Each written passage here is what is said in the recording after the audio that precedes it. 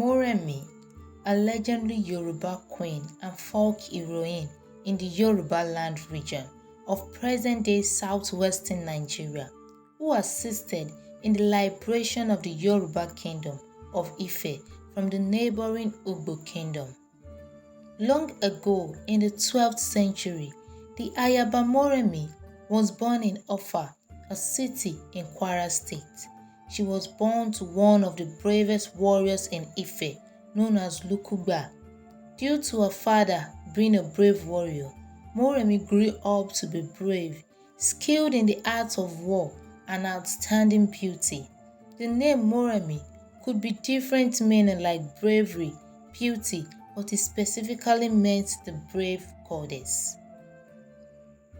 Moremi was married to Oromiyan, the son of Oduduwa, the first king of Ife, known as the founder of the Yoruba people and ruler of Ife. The Ile-Ife people lived in harmony, peace, and freedom. Unfortunately, their happiness was cut short by the neighboring tribe known as the Ugbo Kingdom, which they referred to as the forest people. The villagers went about their daily lives, sharing laughter, joy, and countless stories, unaware of the impending doom that would soon befall them. On this fateful evening, clouds heavy like darkness loomed over Ife as a chilling wind began stirring, hinting at something unsettling on the horizon.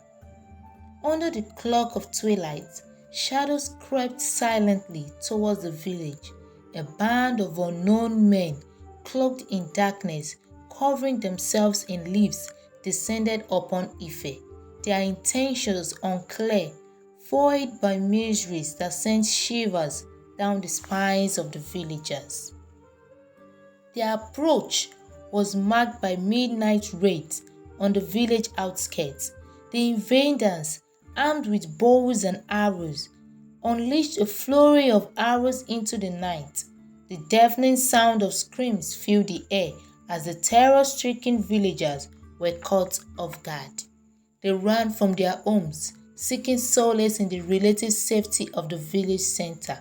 Families clung to one another amidst the chaos, desperately trying to stay together.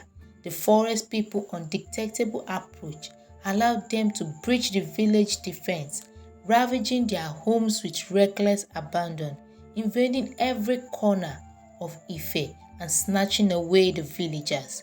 They took men, women, and even snatched children away. As morning came, a sober gloom settled upon Ife, casting over its weary inhabitants. This day proved to be the worst. Their numbers had reduced greatly, leaving mothers crying and seeking for their missing kids, and children running about seeking for their parents. The once vibrant streets were now mad with chaos. The inhabitants of Ile-Ife believed that the raiders were demons sent by the gods to avenge them. This is due to the intimidating appearance of the raiders. After a few days, the villagers with heavy hearts moved on with their daily lives, consoling those whose family members were taken away. 2 days later, as dawn silently crawled in, the forest people visited Ife once more. This time, the invaders planned to eat up Ife, slowly slipping through the shadows. They moved with a deliberate purpose. The invaders, emboldened by the past victories, sought to tighten their grip on the village. The villagers, determined to protect their loved ones and their home, fought back with every ounce of strength they could muster. Cry for help rang out, people running in different directions. While some villagers managed to fend off their attackers, few of them were cruelly taken away, leaving a void in the hearts of their loved ones. The once peaceful village was torn apart. Echoes of anguish and cries filled the town. The raid lasted so long that the residents of Ile-Ife considered giving up. Queen Moremi was unable to stand by while her people suffered. and her husband, King Oromiyan of Ile-Ife, was troubled. She consulted an oracle who advised her to go see the deity of the Esimirin River. Queen Moremi, seeking for answers, went to visit the deity of the Esimirin River, immediately pleaded for help. The deity agreed to help on one condition. The queen was going to pay back with her most prized item.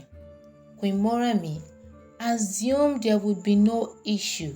Being very wealthy, she could pay even with her most prized gold, clothes, or even lands. The goddess gave her instructions to purposely allow the Ugbo raiders to abduct her and hold her hostage during the raid. Moremi was taken back by the raiders to the Ugbo kingdom. The Ugbo king, upon setting his eyes on Moremi, fell head over heels in love with her right away because of her beauty. She pretended and joined the people of Ugbo kingdom, spending weeks with them.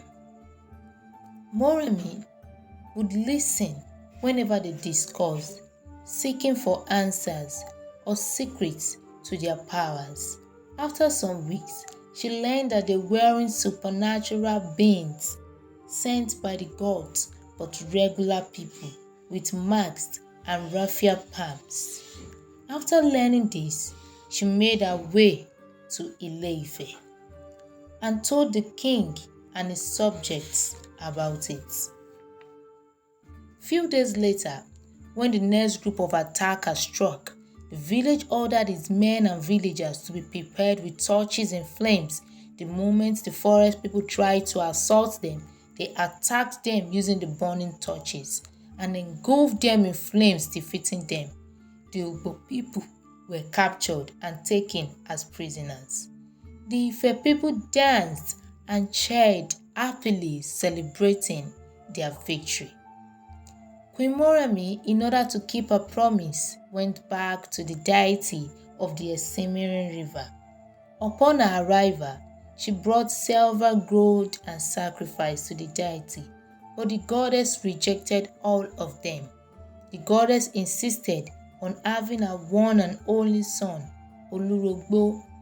She begged the river goddess about offering her one and only son as the ultimate sacrifice. She was forced to provide the goddess with her only son. The sad news immediately circulated throughout the community. They all mourned with her, and everyone in Ile-Ife pledged to always be her children.